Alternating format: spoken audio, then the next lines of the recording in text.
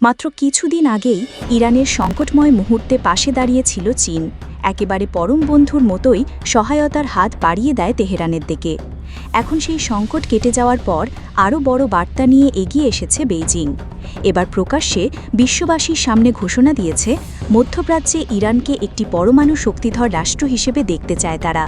চীন জানিয়ে দিয়েছে, সম্ভাব্য সব রকম সহায়তা দেবে তারা, এমনকি প্রয়োজনে পশ্চিমাদের যে কোনো হুমকির বিরুদ্ধে তেহরানকে রক্ষা করার সংকল্প ঘোষণা করেছে। সম্প্রতি চীনের পররাষ্ট্রমন্ত্রী ওয়াং ই নিজেই এই ঘোষণা দিয়েছেন। ইতিমধ্যেই শক্তিশালী HQ-9 আকাশ প্রতিরক্ষা ব্যবস্থা পৌঁছে গেছে ইরানে।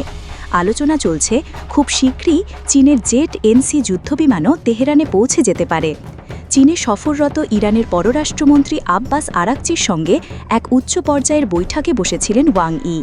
আলোচনার কেন্দ্রবিন্দুতে ছিল ইরানের পরমাণু কর্মসূচি ও সার্বভৌমত্ব রক্ষা। ওই বৈঠকে চীনের পক্ষ থেকে স্পষ্ট করে বলা হয়, বল প্রয়োগ কিংবা চাপের রাজনীতির বিরুদ্ধে রুখে দাঁড়ানো প্রতিটি রাষ্ট্রের বৈধ অধিকার, আর সেই অধিকার রক্ষায় চীন সব সময় ইরানের পাশে থাকবে। ওয়াং ই আরও বলেন, কৌশলগত অংশীদার হিসেবে তেহরানের সঙ্গে আস্থা ও সহযোগিতার সম্পর্ক আরও গভীর করতে চায় বেইজিং।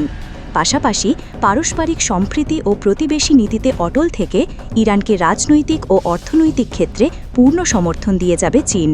সবশেষে তিনি জানান, ইরানের শান্তিপূর্ণ পারমাণবিক কর্মসূচি একটি বৈধ উদ্যোগ, আর সেই উদ্যোগকে এগিয়ে নিতে আন্তর্জাতিক অঙ্গনে তেহরানের পক্ষে দৃঢ় অবস্থান নেবে চীন।